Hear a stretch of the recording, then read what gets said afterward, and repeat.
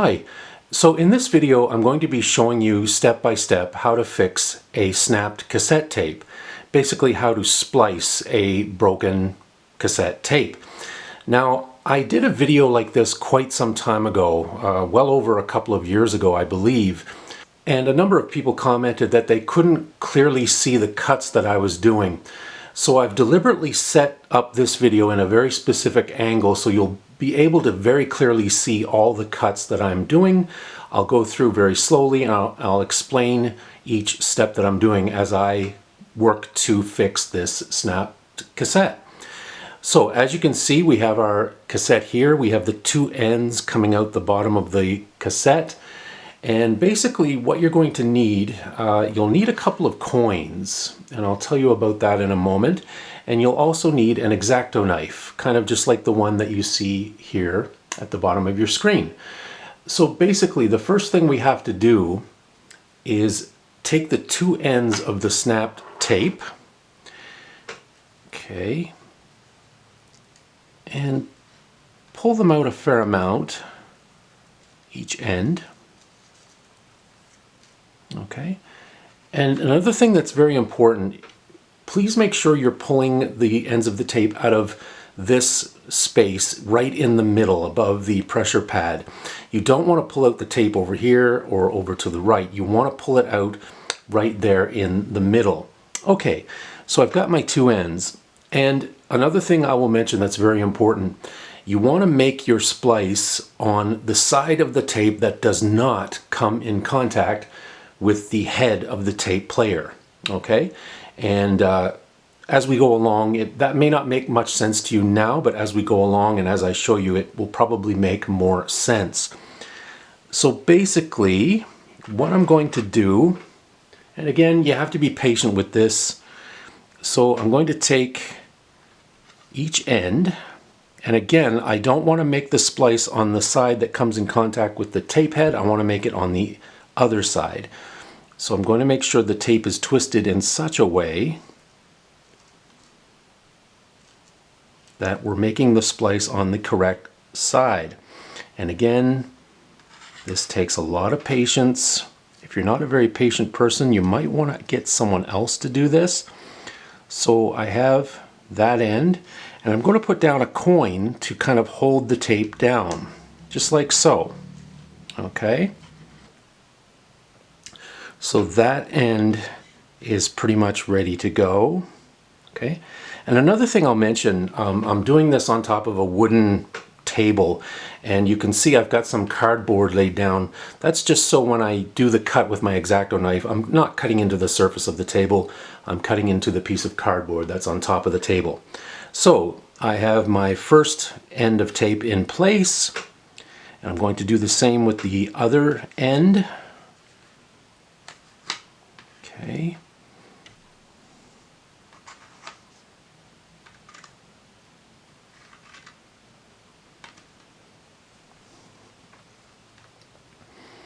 And you kind of want to line them up.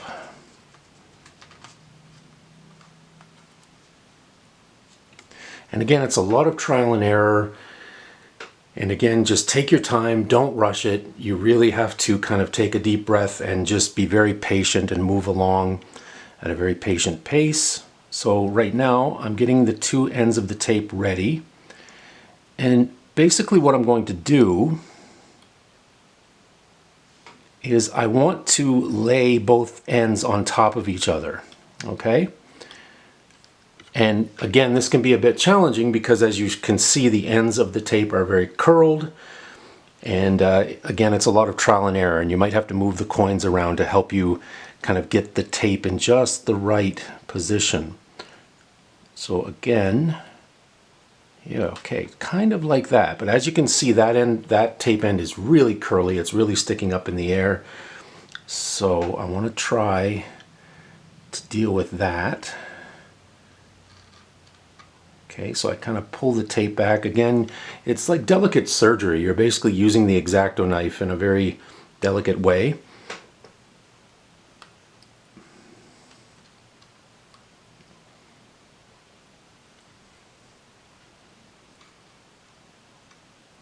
And so again, you want to lay one end of the tape on top of the other end. And once you've kind of got them laying on top of each other,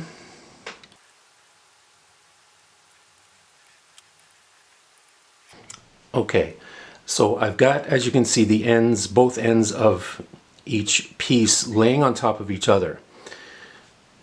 Now, what I want to do is I'm going to make a cut that goes across both ends at the same time. Okay, so watch very carefully. So again, I've got my two pieces of tape, and again, you can use the coins to kind of hold things in place. Again, it's very delicate, very tricky, but if you're patient, you can do it. Okay, so as you can see, I've got the two ends laying on top of the other, and now I'm just going to do a diagonal cut like this.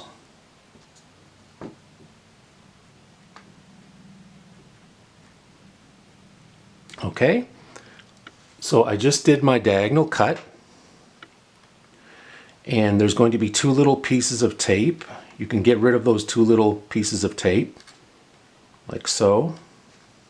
I'm going to put that over there.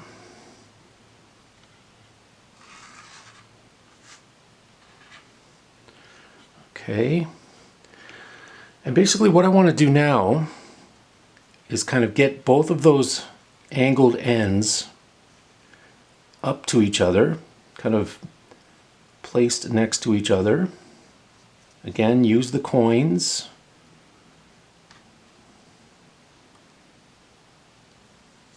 And again, you might have to move things around a bit, play with it a little bit.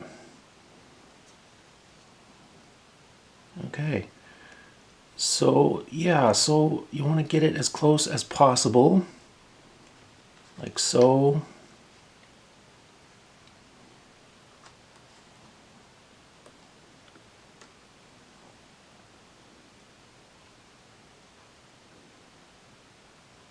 Okay, and this doesn't have to be perfect. And what I mean by that is, if it's just a tape that you want to get one more pass out of, maybe it's an old cassette that you want to digitize, and you just have to do this just a good enough job so that you can play the tape one more time and digitize it, this will be fine. And again, don't worry about being precise or exact. If it's a more valuable tape that is snapped, I don't know, you may want to look into getting a professional to fix that for you. Yeah, basically this is a very sort of quick and easy fix. So for example, as I said, maybe this is a tape that I want to get maybe one more play out of in order to digitize it, so this will work fine for that. Okay, so I've got my two ends pretty much next to each other, like so. Now I'm going to take a piece of scotch tape, and there is specific tape that is designed for tape splicing. I don't have any of that particular tape, so for the time being I'm just going to use regular scotch tape. So I'm going to take a piece of scotch tape and I'm going to put it right over the two ends. And again, just take your time. So don't worry too much if you've happened to cover the coins with the scotch tape. You can just pull the coins out in a moment. I'll show you. So again, you want to press down quite hard on the scotch tape and make sure it's on there well and it's attached quite well to the recording tape. So again, I'm just going to move the coins out of the way. So this one and this one's a little bit under the scotch tape, so I'm going to play with it a little bit. Okay. All right. So, I'm going to make sure it's on there really well. Okay. And I'm just going to kind of put the coins in another spot so you can very clearly see the next step that I'm going to do.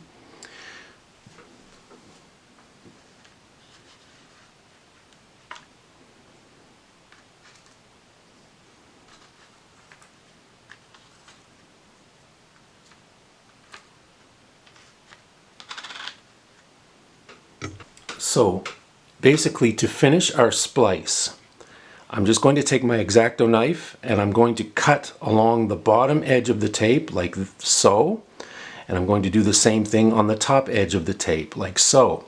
And by doing that, we'll be basically freeing the recording tape from the piece of cardboard, because as of right now, the recording tape is scotch taped to the cardboard. So the next two cuts that I'm going to do are going to release the spliced cassette tape from the cardboard, and basically our splice will be done. So here goes. Again, I'm going to cut across the top very carefully, like so. And I'm going to do the same to the bottom.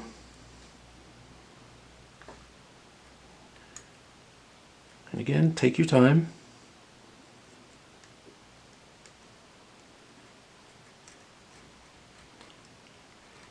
Okay, so that pretty much completes it. So I'll move the two coins out of the way, very gently lift up on the tape, like so, and there you have it. We're all finished. We basically just spliced this cassette tape. And just to show you, I'm just going to put it back into the shell.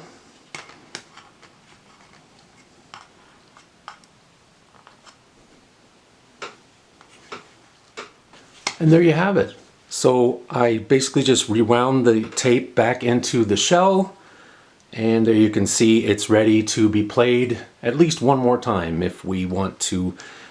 Maybe it's an old tape and we just want to get one more play out of it so we can digitize it. It's ready to go for that purpose. So that's it. So again, basically you just need your broken tape, an X-acto knife, some scotch tape, a couple of coins, piece of cardboard, and you're pretty much ready to go.